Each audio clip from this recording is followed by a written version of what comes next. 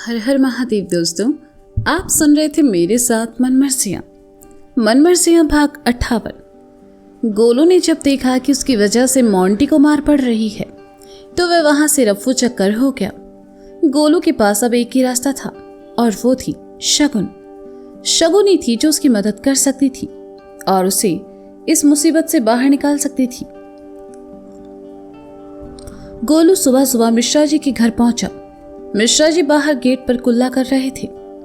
गोलू को जल्दी में देखकर उन्होंने कहा, क्या बात है गोलू, सवेरे सवेरे यहाँ क्या करने आए हो, वो भी इतनी जल्दी में? कुछ नहीं चाचा, वो बस गुड्डू भैया से थोड़ा काम था। गोलू ने झूठ कहा। हाँ सही है, एक फालतू आदमी को दूसरे फालतू आदमी से काम हो सकता है। जाओ, ऊपर पड़े होंगे, बिस्तर तोड़ रहे होंगे तुम्हारे गुड्डू भैया। मिश्रा जी ने पानी गटकते हुए कहा। कोई और दिन होता तो गोलू मिश्रा जी से बहस भी कर लेता, लेकिन आज उसे शगुन से मिलना था, इसलिए मिश्रा जी की बात सुनकर अंदर चला गया। अंदर आकर गोलू ने शगुन को इधर उधर देखा, लेकिन शगुन दिखाई नहीं थी। गोलू किचन की तरफ आया और मिश्राइन से कहा, चाची शगुन भाभी कहाँ है? शगुन पीछे आंगन में कपड़े सुखाए रही है। क्या बात है सवेरे सवेरे यहाँ? मिश्राइन ने कहा। वो सब बाद में बताएंगे, पहले भाभी से मिल ले हम, कहकर गोलू पीछे आंगन की तरफ चला गया। शगुन धुले हुए कपड़े तार पर डाल रही थी। गोलू उसके पास आया। शगुन से बात करने की उसकी हिम्मत तो नहीं थी, फिर भी उसने डरते डरते कहा, भाभी सुनिए। हाँ गोलू भैया। शगुन ने हाथ में पकड़े गुड्डू की शर्ट को झटक कर सुखाते हुए कहा। गोलू मन ही मन खुश हुआ कि शगुन उससे नाराज नहीं थी। वह शगुन के सामने आया और कहा, भाभी बनारस में हमने जो कुछ भी किया उसके लिए हम माफी चाहते हैं। अरे हम हैं ही बेवकूफ, दिमाग तो है नहीं हम में, इसलिए इतनी बड़ी गलती कर दी, हमें माफ कर दो। गोलू जी आप माफी मत मांगिए, मुझे भी गुस्से में आप पर हाथ नहीं उठाना चाहिए था। बस आगे से ऐसी कोई कहानी आप गुड्डू जी को मत सुनाइएगा, शगुन ने कहा और वहां से जाने लगी। तो गोलू उसके पीछे पीछे आया और कहने लगा, हमें आपकी मदद चाहिए। शगुन रुकी और कहा, कैसी मदद? गोलू ने हिम्मत करके सारी बात शगुन को बता दी। शगुन ने सुना तो उसका दिमाग घूम गया। गोलू से उसे ये सब की उम्मीद नहीं थी। उसने आगे बढ़ते हुए कहा, गोलू जी इस मामले में मैं आपकी कोई मदद नहीं करने वाली हूं, आप जानते भी हैं आपने क्या किया है। प्लीज भाभी, हम कुत्ते कमीने हैं जो हमने ये सब कर दिया, लेकिन वो सब अनजाने में हुआ और उसका नतीजा तो बहुत भयंकर निकला है। गोलू ने शगुन से मिन्नतें करते हुए कहा, लेकिन शगुन चलती रही और चलते चलते कहा, गोलू जी अगर घर में किसी को इस बारे में पता चला तो आपकी और मेरी दोनों की खैर नहीं, और आप तो जानते भी हैं कि गुड्डू जी। कहते हुए शगुन ने जैसे ही पीछे देखा, गोलू नहीं था। शगुन ने इधर उधर देखते हुए कहा, गोलू जी भाभी हम यहाँ हैं। शगुन के पैरों से आवाज आई। शगुन ने देखा गोलू उसके पैरों में दंडवत प्रणाम किए हुए हैं। शगुन ने देखा तो कहा, गोलू जी उठिए। नहीं, हम तब तक नहीं उठेंगे जब तक आप हमारी मदद नहीं करती। अरे अम्मा कसम, आज के बाद ऐसा कोई कांड नहीं करेंगे, बस ये आखिरी है, इससे बचाई लो हमें, हम तुम्हारे पैर पड़ते हैं यार, गोलू ने गिड़गिड़ाते हुए कहा। तो शगुन उलझन में पड़ गई। उसे पता था गुड्डू और गोलू कोई कांड ना करे, ऐसा हो ही नहीं सकता, लेकिन गोलू की हालत देखकर उसे दया आ गई और उसने कहा, अच्छा ठीक है उठिए, मैं आपकी मदद करूंगी। गोलू उठकर खड़ा हो गया और कहा, हम गंगा मैया की कसम खाते हैं, आज के बाद आपको शिकायत का मौका नहीं देंगे, बस ये बार के लिए हमें बचा लो। आप चलकर सोफे पर बैठिए, मैं आपके लिए चाय लेकर आती हूँ, फिर बैठकर सोचेंगे आगे क्या करना है। शगुन ने कहा तो गोलू जाकर हॉल में पड़ी कुर्सी पर आ बैठा और शगुन के आने का इंतजार करने लगा। गोलू की किस्मत शायद इतनी भी अच्छी नहीं थी। कुछ देर बाद मिश्रा जी भी आकर वहीं बैठ गए। अब कभी गोलू ने देखता तो कभी मिश्रा जी गोलू को देख। शगुन चाय लेकर आई। उसने देखा मिश्रा जी वहीं बैठे हैं तो वह गोलू से उसकी परेशानी के बारे में बात नहीं कर पाएगी। उसने मिश्रा जी और गोलू को चाय दी और फिर मिश्रा जी से कहा, पापा जी वो वेदी के कमरे का पंखा खराब हो गया है, मैकेनिक भी नहीं आया, उसे ठीक करवाना था। मैकेनिक नहीं आया? हम कल दोपहर ही उसको भेज दिए थे। उसे खैर कोई नहीं, जो बैठा है गोलू, इसे दिखाओ, जे कर देगा। मिश्रा जी ने कहा तो शगुन के होंठों पर मुस्कान तैर गई। चाय पीने के बाद शगुन गोलू को लेकर वेदी के कमरे में आई। वेदी भी वहीं थी। उसे देखकर गोलू ने धीरे से कहा, इसके सामने हम कैसे बात करेंगे? कोई बात नहीं गोलू भैया, वेदी समझदार है, इन सब बातों को समझेगी। शगुन ने कहा तो वेदी और शगुन बिस्तर पर आ बैठे और गोलू सामने पड़ी कुर्सी पर। गोलू शगुन को सारी बात पहले ही बता चुका था, इसलिए आगे कहने लगा, हमें तो कुछ समझ नहीं आ रहा है, क्या करें। उधर पिंकी का बाप शादी के लिए नहीं मान रहा और इधर हमारे वाले तलवार लेकर हमारे पीछे दौड़ रहे हैं कि उनकी पसंद की लड़की से शादी करें। पिंकी से प्यार करोगे तो यही होगा, वेदी ने मुंह बनाकर कहा, जिसे पिंकी बिल्कुल पसंद नहीं थी। यार वेदिया, वो इतनी भी बुरी नहीं है जितना तुम सोच रही हो, सुधर गई है वो, और ये सब बातें ना हम बाद में डिस्कस कर लेंगे। भाभी अब आप बताओ क्या करें? गोलू ने कहा। शगुन थोड़ी देर खामोश रही और फिर कहने लगी, देखिए गोलू जी, शादी से पहले ये सब करना समाज की नजर में तो गलत है। अगर घर या बाहर किसी को पता चला तो आप दोनों की बहुत बदनामी होगी। इस बदनामी से बचने का और अपनी गलती सुधारने का बस एक ही उपाय है। ऊ का है? गोलू ने बेचैनी से कहा, पिंकी से शादी कर लीजिए। शगुन ने एकदम से कहा तो गोलू हैरानी से उसे देखने लगा और कहा, जे का कह रही हैं आप? क्यों गोलू जी, क्या आप उससे शादी करना नहीं चाहते? शगुन को भी गोलू के भावों से शक हुआ। अरे नहीं भाभी, ऐसा कुछ नहीं है, शादी करना चाहते हैं लेकिन अभी नहीं। गोलू ने परेशानी भरे स्वर में कहा। अभी नहीं से क्या मतलब है आपका? आपने जो किया है उसके बाद तो यही एक हल है। शगुन ने थोड़ा गुस्से से कहा तो वेदी बीच में बोल पड़ी, एक उपाय और है भाभी, पिंकी अबॉर्शन करवा ले तो इस मुसीबत से बचा जा सकता है। ये भी सही है। गोलू ने वेदी की बात का समर्थन किया। क्या सही है? दिमाग खराब है तुम दोनों का। और आप गोलू जी, आप ऐसा सोच भी कैसे सकते हैं? माना कि जो कुछ हुआ वो अनजाने में हुआ, लेकिन प्यार तो करते हैं ना आप पिंकी से, और फिर वो आप दोनों की प्यार की पहली निशानी है। उसे इस दुनिया में आने से पहले ही मारने की बात कर रहे हैं आप दोनों। शगुन ने वेदी और गोलू दोनों को डांटते हुए कहा। गोलू ने सुना तो उसे एहसास हुआ कि शगुन सही कह रही है और फिर पिंकी भी ये कभी नहीं चाहेगी। गोलू को शांत देखकर शगुन ने अपना हाथ उसके कंधे पर रखा और कहने लगी, गोलू जी, वो बच्चा आपकी और पिंकी की प्यार की निशानी है। अबॉर्शन करवाना इस समस्या का हल नहीं है। इससे भले आप मुसीबत से निकल जाएं, लेकिन पिंकी की नजरों में गिर जाएंगी। आप उनसे प्यार करते हैं, उन्हें पसंद करते हैं, तो फिर शादी करने में क्या दिक्कत है?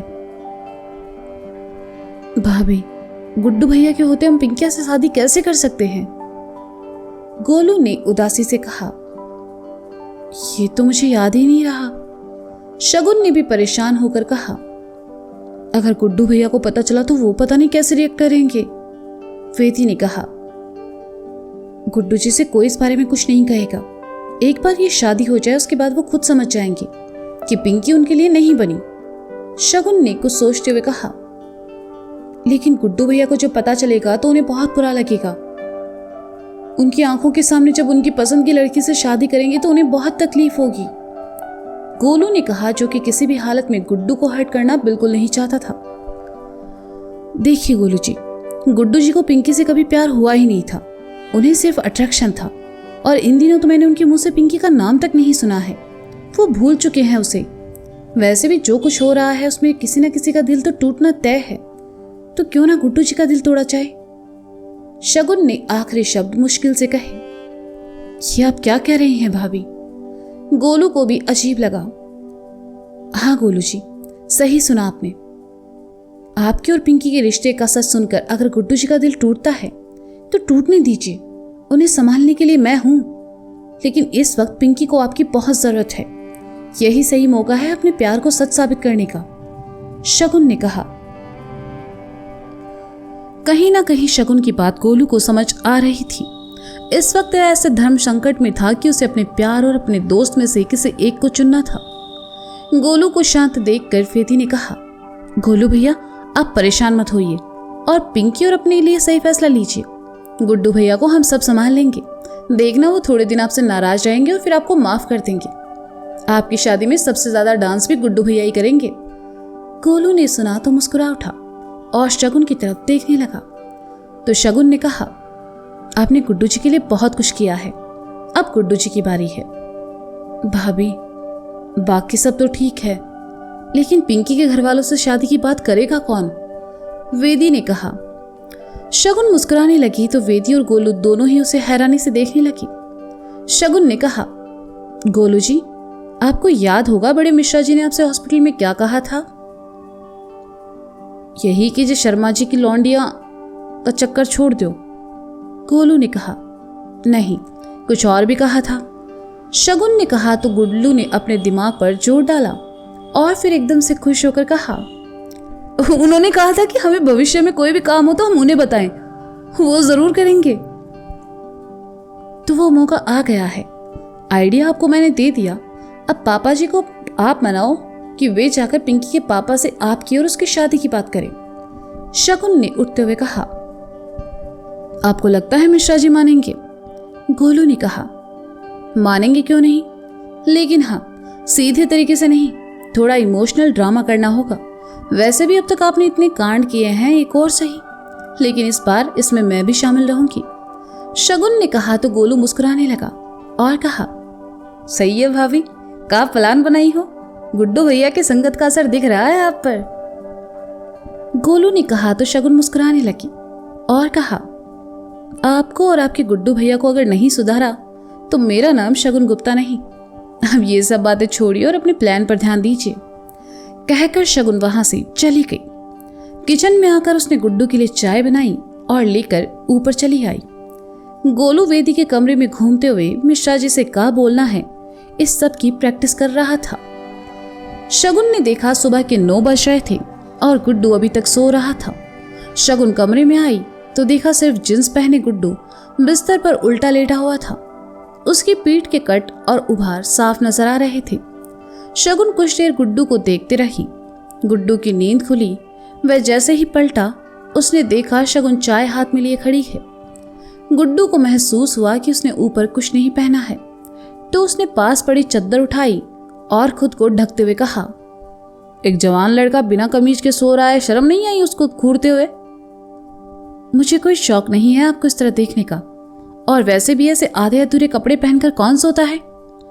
शगुन ने चाय का कप गुड्डू की तरफ बढ़ाते हुए कहा और फिर वहां आसपास फैले कपड़े और सामान उठाने लगी। गुड्डू ने चाय का एक घूंट भरा और कहा, हम सोते हैं, वैसे भी हमारा कमरा है, हम जैसे मर्जी वैसे सोएं। बहुत बढ़िया, आपका कमरा है, लेकिन ये कमरा कम और डस्टबिन ज्यादा लगता है। शगुन ने वहां पड़ा कचरा देखते हुए कहा। अच्छा, तो तुम इनडायरेक्टली हमें कचरा बोल रही हो? तुम्हें तो हम। कहते हुए गुड्डू ने कप साइड में रखा और उठकर शगुन की तरफ आया, लेकिन शगुन कमरे से बाहर निकल चुकी थी और उसी वक्त गुड्डू का पैर कालीन में फंसा और वह धड़ाम से पेट के बल सीधा जमीन पर आ गिरा। जैसे ही शगुन ने पलट कर देखा, गुड्डू ने खुद को बेइज्जती से बचाने के लिए पुशअप्स मारना शुरू कर दिया। शगुन चौंकी और कहा, अब ये क्या है? पुशअप्स? तुमको नहीं पता जो बॉडी ऐसे ही थोड़ी बनाई है? गुड्डू ने कहा, सही है, लगे रहिए, गुड फॉर यू। कहकर शगुन वहां से चली गई। शगुन के जाते ही गुड्डू उठा और अपनी कमर पर हाथ रखकर कराहते हुए कहा, हाय अम्मा, लग गई रे, कमर टूट गई हमारी। शगुन नीचे आई तो उसने देखा गोलू अभी भी वेदी के कमरे में चक्कर काट रहा था। शगुन उसके पास आई और कहा, गोलू जी, यहाँ क्यों चक्कर काट रहे हैं आप? पापा जी बाहर हैं, जाकर उनसे बात कीजिए। भाभी, मिश्रा जी सुनेंगे ना हमारी? गोलू ने कहा, आप जाकर कहोगी तब ना सुनेंगे कुछ। अब जाइए, थोड़ी देर में गुड्डू जी भी आ जाएंगे, उनके सामने बात नहीं कर पाएंगे आप। जाइए, ऑल द बेस्ट। शगुन ने गोलू को कमरे से बाहर धकेलते हुए कहा तो गोलू सामने से आते मिश्रा जी से टकरा गया। मिश्रा जी ने देखा तो कहा, आओ गोदी में चढ़ जाओ हमारे, देखकर काहे नहीं चलते हो बे? वो हमें कुछ बात करनी है आपसे, गोलू ने डरते डरते कहा। हाँ कहो, क्या बात है? मिश्रा जी ने कहा। यहाँ नहीं, अकेले में, गोलू ने थोड़ा धीमी आवाज में कहा। तो मिश्रा जी उसे घूरने लगे और कहा, का गोलू, अकेले में काहे? फिर से कोई कांड किए हो? देखो बेटा, अगर ऐसा है किए भी हो ना तो हमसे कोई उम्मीद ना रखना, समझे? अरे हमें कुछ और बात करनी है, गोलू ने झुंझलाकर कहा। तो मिश्रा जी ने उसके कंधे पर हाथ रखा और उसे साइड में लाकर कहा, अच्छा बताओ क्या बात है? ओ, इट्ठो बार आप गए थे ना कि कभी भी आपकी जरूरत पड़े तो हम आपसे आकर कह दें, गोलू ने डरते डरते कहा। हाँ कहे तो थे, बताओ क्या बात हो गई? मिश्रा जी ने कहा। हमें शादी करनी है, गोलू ने एकदम से कहा। तो कहा हम ले फेरे तुम्हारे साथ? तुम्हारी जैसी हरकतें हैं ना, पूरे भारत में कोई लड़की ना दे तुम्हें अपनी, मिश्रा जी ने कहा। अरे आप बात तो सुनिए हमारी, गोलू ने झुझला कर कहा। अच्छा ठीक है, बताओ किसकी किस्मत फोड़ने जा रहे हो तुम और शादी करके? मिश्रा जी ने फिर गोलू के गले पर नमक छिड़कते हुए कहा। शर्मा जी की लड़की से, गोलू ने भी धीरे से मुंह बनाकर कहा। हम तो पहले ही कहे थे जो शर्मा की लोंडिया के चक्कर में ना पड़ो तुम, लेकिन नहीं, पहले गुड्डू अब तुम। ऐसा का दिख गया तुम दोनों को उसमें जो बावरे बने घूम रहे हो उसके पीछे, मिश्रा जी ने कहा। गोलू ने देखा मिश्रा जी उसकी मदद करने की बजाय उल्टा उसे डांट रहे हैं, तो उसे शगुन की कही बात याद आई। Emotional drama. गोलू ने झूठ मूठ का अपनी आंखों को नम किया और रोनी सी सूरत बनाकर कहने लगा, हम जानते थे आप भी हमारे सच्चे प्यार का ऐसा ही मजाक उड़ाएंगे। सोचा था कम से कम आप तो मदद कर देंगे, पर ये पापी दुनिया में कौन किसका साथ देता है। सोचा था पिंकी से शादी कर लेंगे तो गुड्डू भैया हमेशा हमेशा के लिए पिंकी को भूल जाएंगे और शगुन भाभी के साथ खुश रहेंगे, पर हमें का पता हमारी कुर्बानी में गुड्डू भैया के पापा ही हमारे दुश्मन हो जाएंगे। मिश्रा जी ने सुना तो उन्हें बाकी बातें तो समझ नहीं आई, लेकिन इस शादी से गुड्डू का पिंकी से हमेशा हमेशा के लिए दूर हो जाना, मिश्रा जी को सोच में डूबा देखकर गोलू को लगा कि उसका प्लान काम कर गया, तो उसने शक्ल को और मासूम बनाकर कहा, अब ये सब भी तो हम गुड्डू भैया के लिए तो कर रहे थे। हम भी चाहते हैं वो भी शगुन और भाभी साथ रहे और घर में नन्ना मेहमान आए, लेकिन यहां तो सबको हम ही गलत नजर आ रहे हैं। अरे नहीं गोलू, ऐसी बात नहीं है, अब वचन दिया है तो तुमको निभाएंगे भी। करते हैं बात पिंकी के पिताजी से, बस तुम और गुड्डू से जिस पर ना कहना, मिश्रा जी ने कहा। गोलू ने जैसे ही सुना मारे खुशी के मिश्रा जी के गले आ लगा और उनसे चिपकते हुए कहा, अरे आपका जे एहसान कबो ना भूले हैं हम। अबे इतना ना चिपको हमसे, दूर हटो, जाओ घर जाओ, मिश्रा जी ने कहा। तो गोलू हंसते मुस्कुराते घर के लिए निकल गया। तो दोस्तों ये था मनमर्जियां भाग 58। इसका अगला भाग आप जल्द ही सुनेंगे मेरे साथ। तब तक के लिए शुक्रिया, बाय बाय, अपना ख्याल रखिए और हाँ, सुनते रहिए मनमर्जियां मेरे साथ। Bye bye.